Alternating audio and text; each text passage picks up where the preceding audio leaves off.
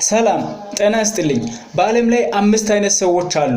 እናንተ ከነዚህ ሰዎች መካከል የትኞች ናችሁ?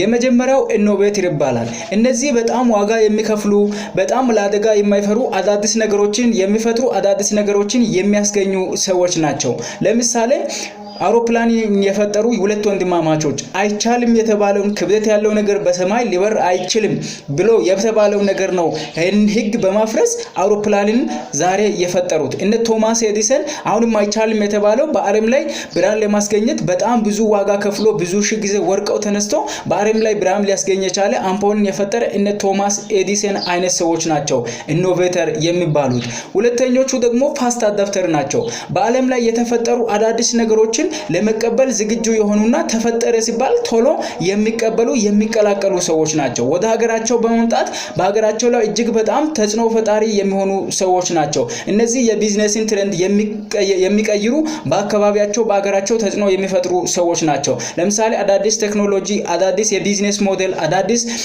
መኪና ሊሆን ይችላል፣ ኮምፒውተር ሊሆን ይችላል፣ ስልክ ሊሆን ይችላል ሲፈጠር ወደ አሁኑ ተቀብለው ወደ ሀገራቸው የሚያስገኙና በጣም ብዙ ገንዘብ የሚሰሩ ሰዎች ናቸው። ሶስተኞቹ ደግሞ ሚድል አዳፕተር ይባላሉ። እነዚህ ቀስ በቀስ በሂደት ነገሮችን በማጣራት እውነት ነው ውሸት ነው ብለው የሚያጣሩና ብዙ ሰዎች ከተቀላቀሉ በኋላ የሚቀላቀሉ ሰዎች ናቸው። እነዚህ ብዙ ጊዜ ቢዝነስ የተያዘው በእነዚህ በሚድል አዳፕተሮች ነው የሚሆነው ማለት ነው። አራተኞቹ ደግሞ ስሎ አዳፕተር ይባላሉ። እነዚህ በጣም የሚጠራጠሩ ተጠራጣሪዎች ናቸው። ነገሮች ሲመጡ አዳዲስ ቢዝነስ ሞዴል አዳዲስ ቴክኖሎጂ ሲመጣ የማይቀበሉ ከሌላ ነገር ጋራ የሚያይዙ ሰዎች ናቸው። ለምሳሌ ድሮ መኪና ሲመጣ ሰው በላተኛ ነው፣ ኮምፒውተር ስልክ ሲመጣ 666 ነው፣ ቧንቧ ሲመጣ የሰይጣን ሽንት ነው እያሉ ከሌላ ነገር ጋራ የሚያያይዙ እንደውም ነገርየው ግዴታ ካልሆነ በስተቀር የማይቀበሉ ስሎ አዳፕተር ይባላሉ።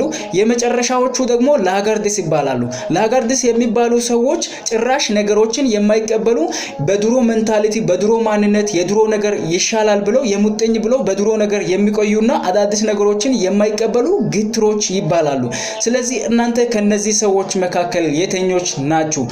በየትኛው ጎራ ነው የምትመደቡት? በትክክል በኮሜንት ሴክሽን ላይ የራሱን ጎራ አውቆ ላስቀመጠልኝ እጅግ በጣም ጠቃሚ የሆነውን ሶፍት ኮፒ እልክለታለሁ። አመሰግናለሁ።